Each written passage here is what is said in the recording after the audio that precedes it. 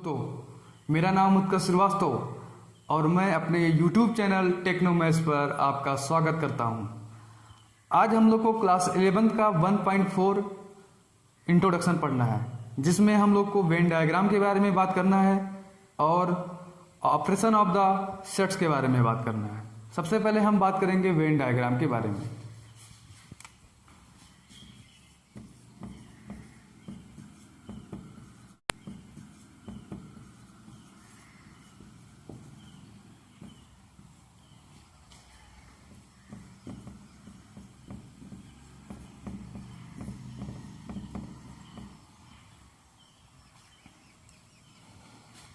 Venn diagram इसका नाम क्यों पड़ा? एक मैथमेटिशियन थे जिनका नाम था जॉन वेन, उन्हीं के नाम पर पड़ा है। इसमें हम लोग को क्या पढ़ना है, देखिए इसको समझते हैं एग्जांपल के थ्रू। इसमें आपका एक रेक्टेंगल बना रहेगा, रेक्टेंगुलर का शेप बना रहेगा, एक रेक्टेंगुलर का शेप बना रहेगा। या जो इसको यूनिवर्स सेट से रिप्रेजेंट करेंगे, इसको हम यूनिवर्स सेट से रिप्रेजेंट करेंगे एंड इसके अंदर क्लोज कर्व बने रहेंगे। इसके अंदर क्या बने रहेंगे? क्लोज कर्व, जो इस यूनिवर्स सेट का सबसेट होगा। जो इस यूनिवर्स सेट का क्या होगा? सबसेट होगा, उपसमुच्चय होगा। अब हम इसको डेफिनेशन के माध्यम से समझते हैं क्या होता है।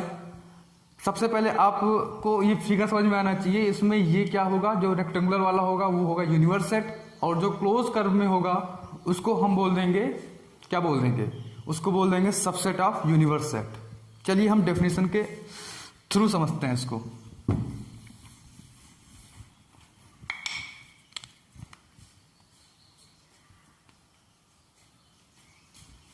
Venn diagram is a diagram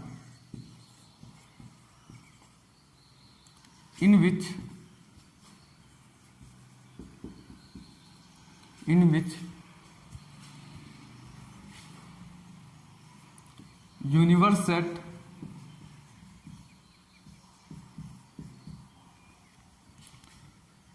represented is, यहां लिख दीजिए, is represented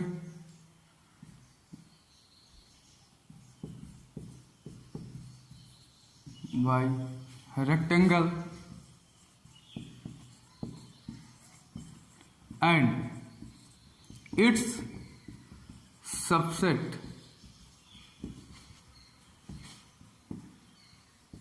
represented by closed curve।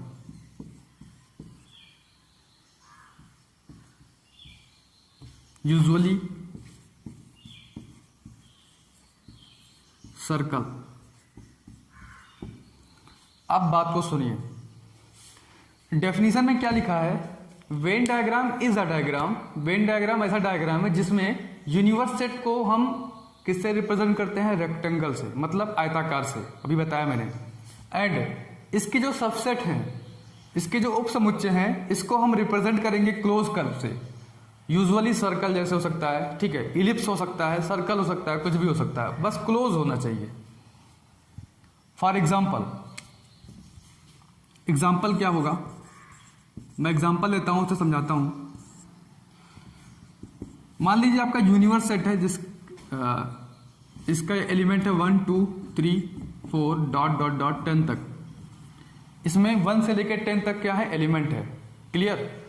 अब हम बात करते हैं इसका कोई सेट, सबसेट, सेट नहीं सबसेट ए है, जिसको मैं रिप्रेजेंट कर देता हूं 5 6 7 8। क्लियर? नेक्स्ट मैं बी को रिप्रेजेंट कर देता हूं, कोई एक और सबसेट है, उसको मैं रिप्रेजेंट कर देता हूं 6 7। क्लियर? अब बात सुनिए, इसको हम कैसे वेन डायग्राम में रिप्रेजेंट करेंगे उसके बारे में हम लोग जानते हैं। कैसे? देखिए देता हूं। 1 2 3 4 5 6 7 8 9 10। 5 6 7 4 5 6 7 8, यहाँ पे लिख लीजिए आप 6 7 7, यहाँ पे 5, फिर यहाँ पे 6, यहाँ पे 7, 1 2 3 4 5 6 7 8 9 10। अब यहाँ से a की वैल्यू कितनी है? 5 6 7 8, 5 6 7 8। मैं इसको ऐसे कर देता हूँ, 5 6 7 8, ये हो गया, ये 5 6 7 8 हो गया, क्लोज कर में बना दिया ना। अब बोला है दूसरा 6 और 7, 6 और 7 तो ऐसा बनेगा ना, ऐसा। क्या ये सर्कल बन रहा है? इसमें मान लीजिए सर्कल थोड़ा बहुत बन रहा है, इसको मैं बनाना चाहूँ तो सर्कल में बन जाएगा, बट ये सर्कल में बनेगा 6 और 7? 6 और 7 सर्कल में नहीं बनेगा। मैं समझाना ये चाहता हूँ आपको कि यूजुअली जो है सर्कल हो, जरूरी नहीं सर्कल हो, इलिप्स भी हो सकता है। इलिप्स का शेप ऐसे होता है, ऐसे, ठीक। तो यहाँ पे आपका, यहाँ पे यूनियन हो गया जो रेक्टेंगुलर में है, जो रेक्टेंगुलर शेप को रिप्रेजेंट कर रहा है, जो आयताकार शेप को रिप्रेजेंट कर रहा है, एंड जो कर्व होगा वो उसका सबसेट होगा। ये ए हो गया और ये क्या हो गया? बी हो गया। तो वेन डायग्राम में यूनिवर्स सेट, सॉरी ये यूनिवर्स सेट है, यूनिवर्स सेट को और उसके सबसेट को ऐसे ही रिप्रेजेंट करते हैं। क्लियर? अब हम लोग बात करते हैं ऑपरेशन ऑफ द सेट्स। इसको आप लोगों ने समझ लिया होगा। अब हम बात करेंगे ऑपरेशन ऑफ द सेट्स।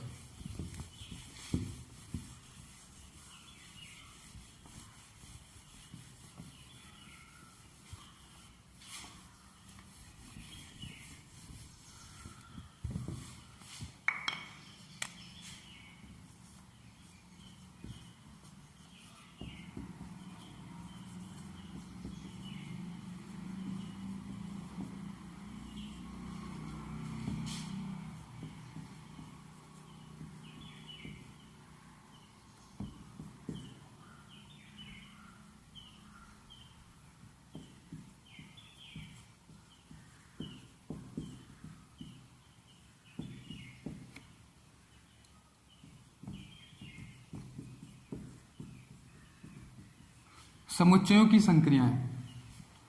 आप लोगों ने पढ़ा होगा नंबर्स के बारे में। उसमें पढ़े होंगे एक नंबर्स का अगर हम जोड़ करते हैं, प्लस करते हैं, और किसी नंबर को हम घटाव करते हैं, सब्ट्रैक्ट करते हैं, तो कुछ ना कुछ रिजल्ट आता है। डिवाइड करते हैं और मल्टीप्लाई करते हैं। उसी प्रकार से हम सेट का भी इसी प्रकार से ऑपरेशन करेंगे, कुछ ना कुछ इसमें भी रिजल्ट आएगा। तो इसमें जो आप लोग को पढ़ना है, इसमें पढ़ना है सबसे पहला union of the set, union of the sets, जिसे हिंदी में बोलते हैं समुच्चय पर, सॉरी इसको हिंदी में बोलते हैं समुच्चय का संघ, समुच्चय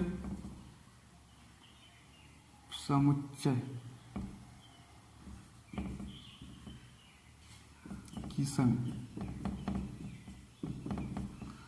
सेकंड नंबर जो आपका होगा वो होगा इंटरसेक्शन ऑफ द सेट्स। क्या होगा? इंटरसेक्शन ऑफ द सेट्स, जिसको हिंदी में बोलते हैं इसको समुच्चय का सर्वनिष्ठ, समुच्चय का सर्वनिष्ठ।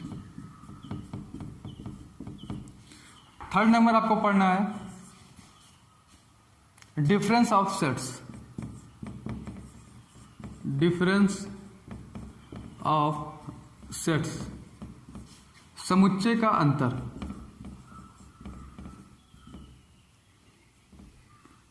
समुच्चय का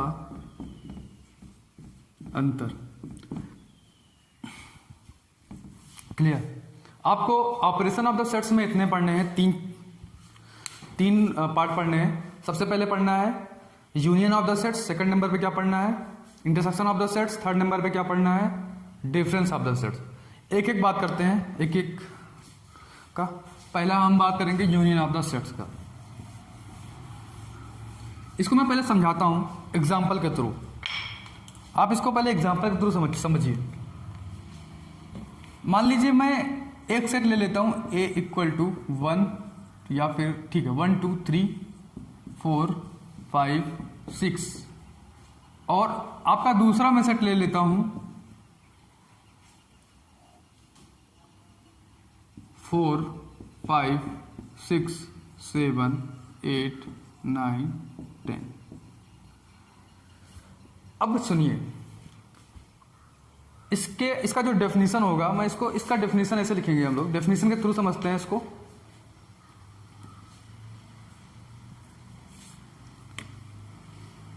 late A and B B two sets, okay, the union of the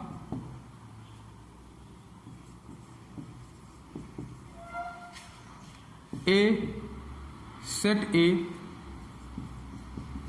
and set B consist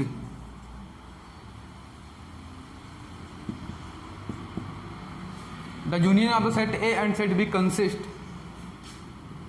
all element of set A, all element of set A and all element of set B, okay. जो आपका union होगा set A और set B का जो union होगा वो हमेशा set A के ऑल एलिमेंट रखेगा और सेट बी के ऑल एलिमेंट रखेगा, ओके। उसके बाद क्या होगा, जो कॉमन एलिमेंट होगा, कॉमन एलिमेंट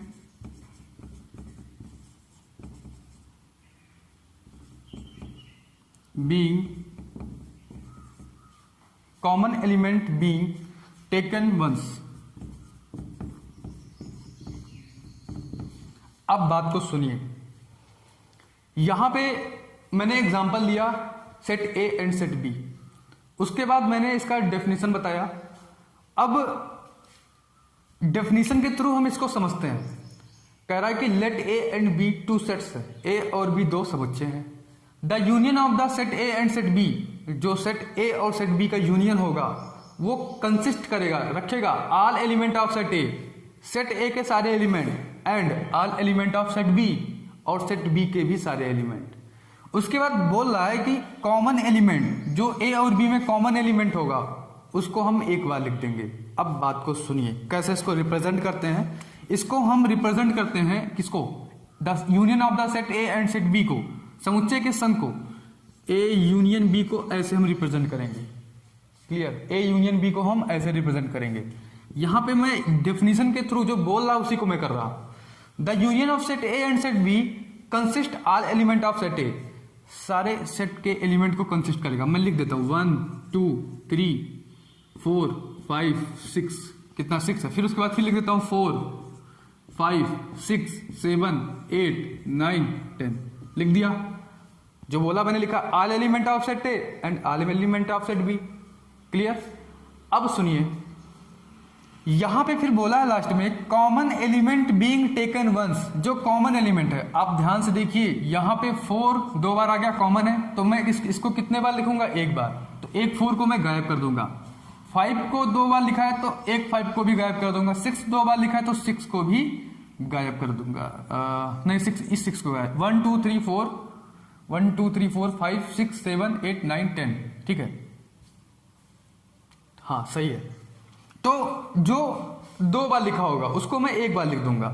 1 2 3 4 5 6 7 8 9 10, ये हो गया आपका ए यूनियन बी। अब मेरी बात सुनिए ध्यान से। अब इसको कैसे मैथमेटिकली रिप्रेजेंट करूंगा और कैसे इसको डायग्राम में रिप्रेजेंट करूंगा, वेन डायग्राम में। देखिए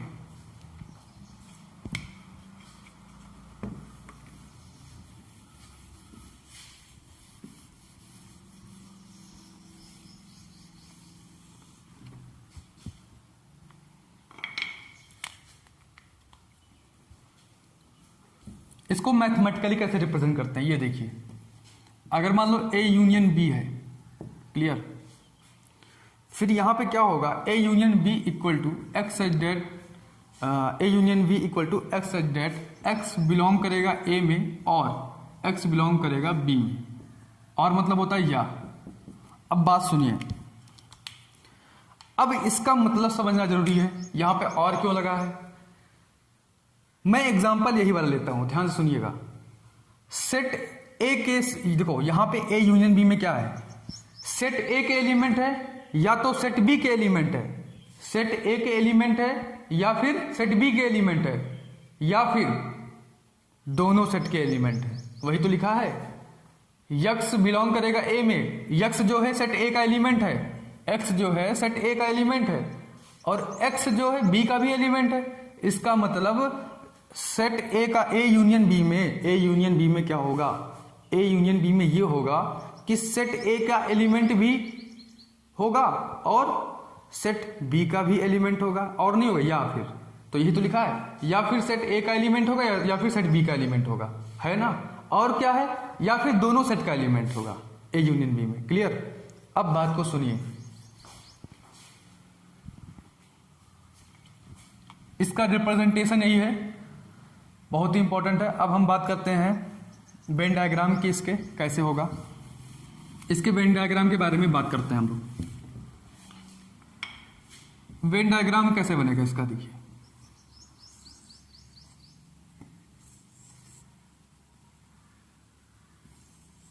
ये क्या है, यूनिवर्स सेट है, और ये इसके सबसेट है, ये ए है ये बी है।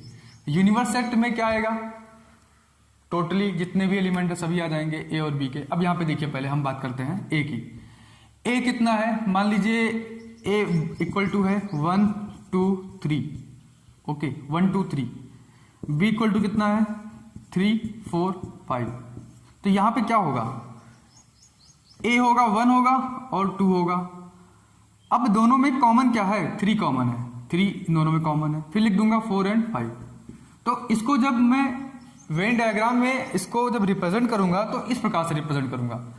सेट देखो, जब ये ए यूनियन बी तो है, ये पूरा ए यूनियन बी है, A union B. A union B में क्या होता है कि ए के सारे एलिमेंट एंड बी के सारे एलिमेंट, और या फिर देखो ए के सारे एलिमेंट या फिर बी के सारे एलिमेंट या फिर दोनों के एलिमेंट। यहां पे जब इसको मैं रिप्रेजेंट करूंगा वेन डायग्राम में तो ऐसे होगा, ये पूरा टोटल ए यूनियन बी है। ये क्या है, ए यूनियन बी है, समुच्चयों का संघ। क्लियर। ऐसे इसको वेन डायग्राम में रिप्रेजेंट करते हैं। अब बात को सुनिए, अब हम बात करेंगे intersection of the sets. Properties के बारे में हम लोग जानते हैं, इसमें प्रॉपर्टीज क्या क्या है, किसमें, यूनियन ऑफ सेट में। सबसे पहला प्रॉपर्टी है आपका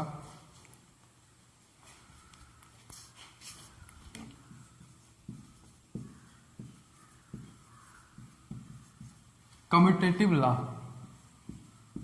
इसको हिंदी में बोलते हैं क्रम विनिमय नियम। इसमें होता क्या है, इसमें ये होगा कि A union B, A union B equal to B union A. मतलब अगर हम ए यूनियन बी निकालते हैं और बी यूनियन ए निकालते हैं, दोनों की वैल्यू क्या आएगी, इक्वल आ जाएगी, बराबर आएगी। मतलब ये फॉलो करेगा, कम्यूटेटिव लॉ फॉलो करेगा। नेक्स्ट होगा एसोसिएटिव लॉ।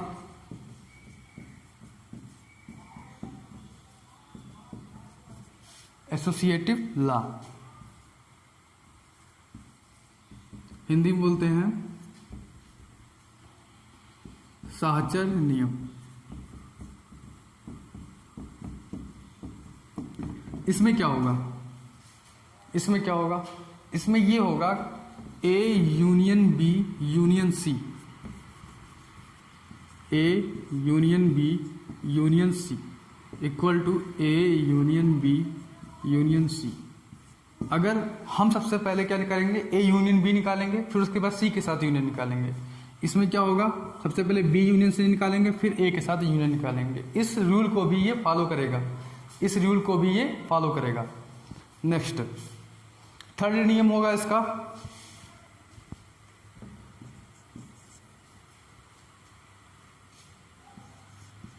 Identity law. जिसे हिंदी में बोलते हैं तत्समक नियम।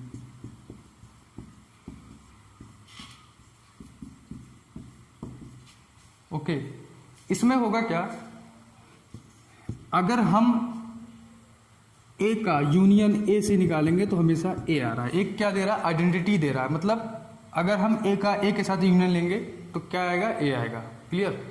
अब बात को सुनिए, फोर्थ जो लॉ होगा वो होगा आइडेम्पोटेंट लॉ।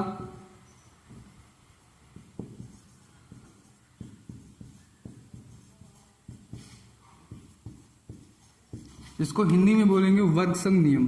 वर्गसम नियम, इसमें क्या होता है, ध्यान से देखिए।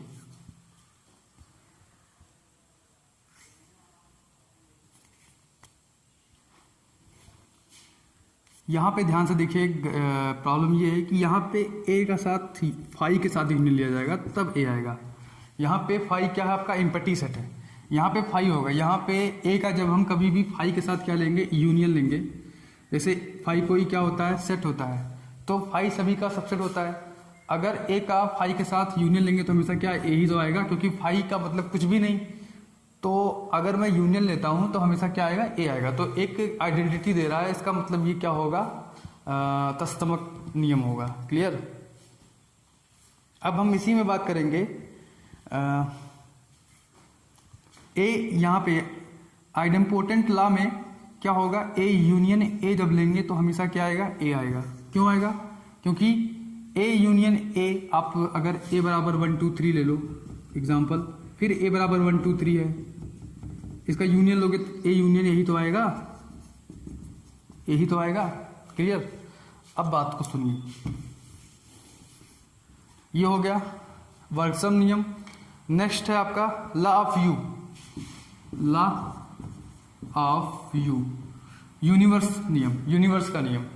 इसमें क्या होता है, जब हम यूनिवर्स सेट का यूनियन लूं किसके साथ, एक ए के साथ, यूनिवर्स सेट का यूनियन लूं ए के साथ, तो हमेशा क्या आएगा, हमेशा यूनिवर्स सेट आएगा। क्लियर। हमेशा क्या आएगा, यूनिवर्स सेट आएगा। आप हमें ये बताइए, यूनिवर्स सेट की वैल्यू मान लीजिए 1 2 3 4 ये है, और ए की वैल्यू कितनी है, 1 2 3 है। तो हमेशा ध्यान देखिए, तो हमेशा ध्यान दीजिए क्या होगा, अगर मैं निकालूंगा universe union A equal to क्या आएगा, देखिए दोनों में कॉमन कितना है, 1 2 3 और 4 भी लिखा जाएगा। जो कॉमन हो उसको एक बार लिखते हैं, जो कॉमन ना हो उसको भी लिख देते हैं। तो देखिए यहाँ पर किसके बराबर आ रहा है, यू के ही बराबर तो आ रहा है, तो इसका मतलब इसको बोलते हैं लॉ ऑफ यू। तो इतने लॉ हैं इसमें, इतने नियम है, इन सभी नियम को यह फॉलो करता है, यूनियन ऑफ सेट। क्लियर। अब हम बात करते हैं intersection of sets.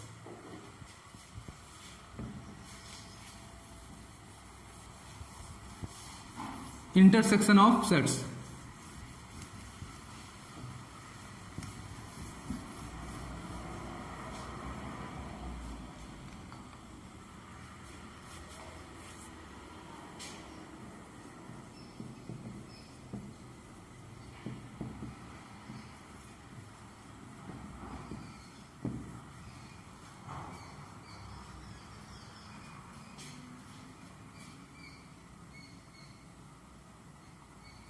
the intersection of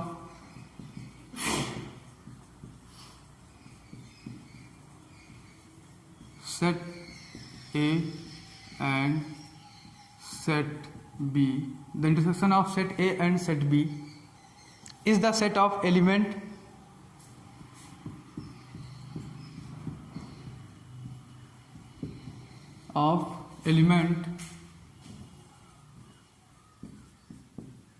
is the set of element which are common to both A and B.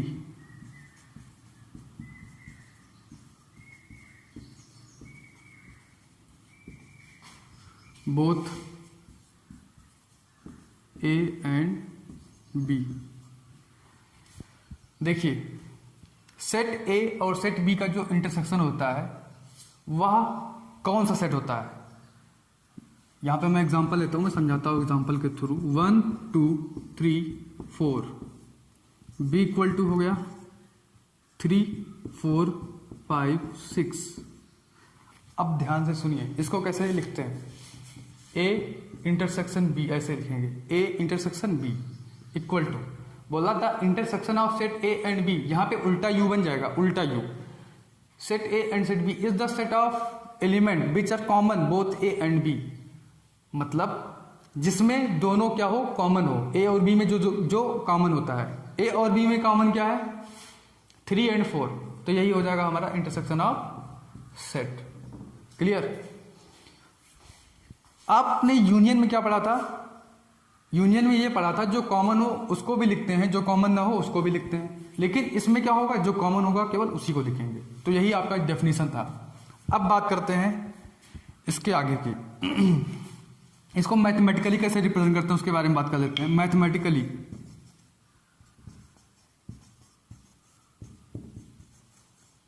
Representation,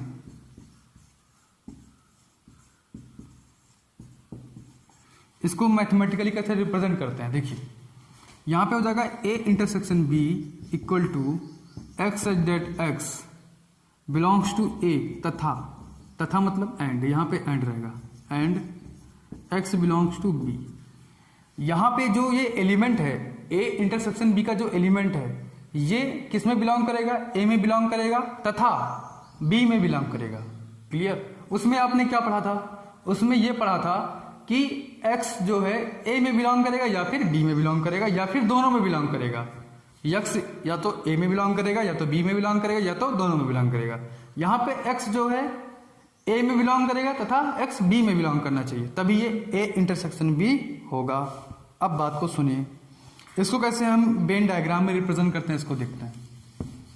इसको हम वेन डायग्राम में रिप्रेजेंट करना कैसे सकते हैं, देखिए मान लीजिए अभी वही एग्जांपल लेता हूं, 1 2 3 4, बी इक्वल टू कितना है 4 5 6 7।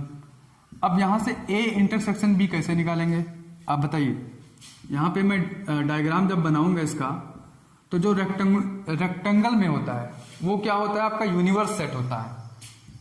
अब ए इसके सबसेट होते हैं जो क्लोज कर्व में होते हैं। ए की वैल्यू कितनी है 1 2 3 4, बी की वैल्यू कितनी है 4 5 6 7, दोनों में कॉमन कितना है 3 एंड यहां पे मैं 3 and 4 में लिख देता हूं, 2 कॉमन, या फिर रहने दो 4 ही कॉमन, इसमें दोनों में कॉमन क्या है 4 है। जो हमारा कॉमन रीजन होता है वही तो हमारा इंटरसेक्शन होता है, तो इसी को क्या बोल देंगे ए इंटरसेक्शन बी। क्लियर। इसी को हम क्या बोल देंगे ए इंटरसेक्शन बी। ये आपका ए हो गया, ये आपका B। इसका मैथमेटिकली रिप्रेजेंट हम लोगों ने देख लिया। अब इसमें इसके प्रॉपर्टीज क्या है इसको हम देख लेते हैं, इसके प्रॉपर्टीज को। इसमें एक केस है, केस लिख लेते हैं, केस। इसमें एक केस ये है कि मान लीजिए ए इक्वल टू कितना है 1 2 3 4, बी इक्वल टू कितना है 5 6 7 8। क्लियर। ए इक्वल टू है 1 2 3 4, बी इक्वल टू कितना है 5 6 7 8। अब अगर मैं ए इंटरसेक्शन बी निकालूं, ए इंटरसेक्शन बी, तो क्या आएगा, दोनों में कुछ कॉमन है। जब कुछ कॉमन नहीं होता है तो क्या लिखते हैं 5, तो इसी को क्या बोल देते हैं डिसजॉइंट सेट। कैसा सेट होता है, डिसजॉइंट सेट। ठीक है, इसको क्या बोल देते हैं डिसजॉइंट सेट। इसका एक केस है जिसमें कुछ भी कॉमन ना हो, उसको क्या बोल देंगे डिसजॉइंट सेट। अब हम बात करते हैं और इसको वेन डायग्राम में कैसे रिप्रेजेंट करेंगे। इसको वेन डायग्राम में देखिए, डिसजॉइंट सेट को वेन डायग्राम में ऐसे रिप्रेजेंट करते हैं, ये सेट ए है, ये सेट बी है, ठीक, दोनों में कुछ भी कॉमन ना हो तो इसी को क्या बोल देते हैं डिसजॉइंट सेट बोल देते हैं। ठीक। अब हम आगे बात करते हैं, इसके कुछ प्रॉपर्टीज हैं, इसमें भी कुछ प्रॉपर्टीज हैं, उन प्रॉपर्टीज के बारे में बात करेंगे।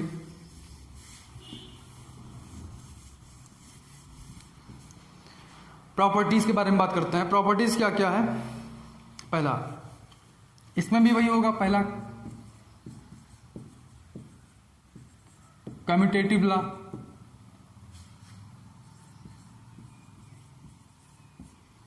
क्रम विनिमय नियम,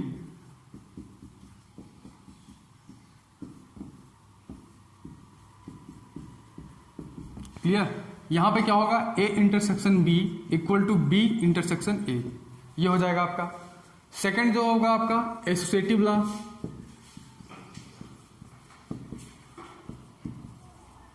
एसोसिएटिव लॉ, सहचर नियम, सहचर नियम।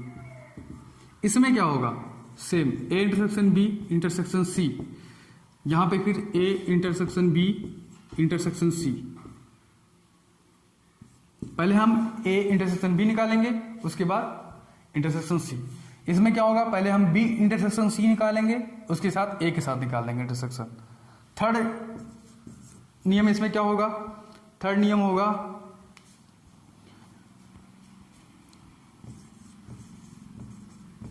आइडम्पोर्टेंट लॉ, जिसको वर्कसम नियम बोल देंगे, वर्कसम नियम। इसमें क्या होगा, इसमें यह होगा, इसमें क्या होगा, ए इंटरसेक्शन ए निकालेंगे तो हमेशा क्या आएगा, ए आएगा। क्लियर। आप खुद बताइए ए की वैल्यू कितनी है, 1 2 है, फिर ए की वैल्यू निकालेंगे 1 2, वही तो आएगा। और ए इंटरसेक्शन ए, दोनों में कॉमन क्या है, 1 2, तो इसका मतलब किसके बराबर है, ए के बराबर आएगा कि नहीं आएगा, वही चीज। अब हम बात करेंगे फोर्थ। फोर्थ जो होगा आपका वो होगा लॉ ऑफ फाइव, या फिर बोल सकते हैं law of you, law of five, या फिर law of you. Law of five की बात करेंगे हम, तो अगर मैं ए इंटरसेक्शन फाइव निकालूं, ए इंटरसेक्शन फाइव, तो हमेशा क्या आएगा, फाइव तो आएगा, क्योंकि आप खुद बताइए ए की वैल्यू मान लीजिए 1 2 है, और फाइव जो होता है उसमें कोई भी एलिमेंट नहीं होता। जब इन दोनों का इंटरसेक्शन निकालेंगे तो कुछ दोनों में कॉमन होगा, कुछ भी कॉमन नहीं होगा। इसका मतलब इन दोनों में जो कुछ भी कॉमन नहीं होगा, यहाँ पे क्या हो जाएगा, ये 5 हो जाएगा। अब बात करते हैं लॉ ऑफ यू की। यू क्या है, आपका यूनिवर्स सेट है। यहाँ पे अगर मैं यूनिवर्स सेट में, ध्यान से देखिएगा, इस वाले की बात करूंगा, यूनिवर्स सेट है ये। यूनिवर्स सेट में अगर मैं इसका इंटरसेक्शन निकाल दूं ए के साथ, तो आप खुद बताइए कितना आएगा, ए आएगा ना। वहां पे क्या आया था, यू आया था, यहाँ पे क्या आएगा, ए आएगा। आपको समझ में आया कि नहीं आया, ध्यान से देखिएगा। यहाँ पे अगर मैं u की वैल्यू लिखूं 1 2 3 4, क्लियर। अब यहाँ से a की वैल्यू है मान लो 1 और 2। अब यूनिवर्स सेट का इंटरसेक्शन a के साथ निकालूंगा तो कितना आएगा, दोनों में कॉमन कितना है, 1 और 2। तो 1 और 2 किसके बराबर है, a के बराबर है। इसका मतलब यूनिवर्स सेट का जो इंटरसेक्शन होगा वो हमेशा क्या आएगा, a आएगा। क्लियर। इसी को बोल देते हैं लॉ ऑफ यू, यूनिवर्स का नियम। ठीक। अब मेरी बात को सुनिए, इसमें एक बहुत ही इंपॉर्टेंट लॉ है जिसके बारे में बात करेंगे, डिस्ट्रीब्यूटिव लॉ। हिंदी में बोलते हैं वितरण नियम, बहुत इंपॉर्टेंट है डिस्ट्रीब्यूटिव लॉ।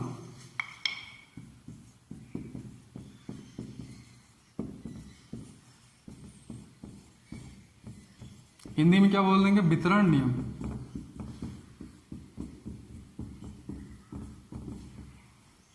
इसमें क्या होगा, इसमें हम A intersection B union C की बात करेंगे तो क्या आ जाएगा, A intersection B union A intersection C, A intersection B union A intersection C. ये है आपका डिस्ट्रीब्यूटिव लॉ।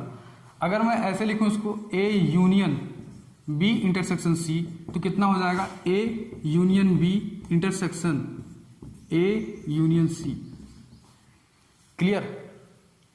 अब बात को सुनिए, इसको मैं वेन डायग्राम में रिप्रेजेंट करूंगा। पहले को, दूसरे को आप करना, मैं पहले को रिप्रेजेंट कर देता हूं। कैसे इसको रिप्रेजेंट किया जाता है वेन डायग्राम में, ध्यान से देखिए।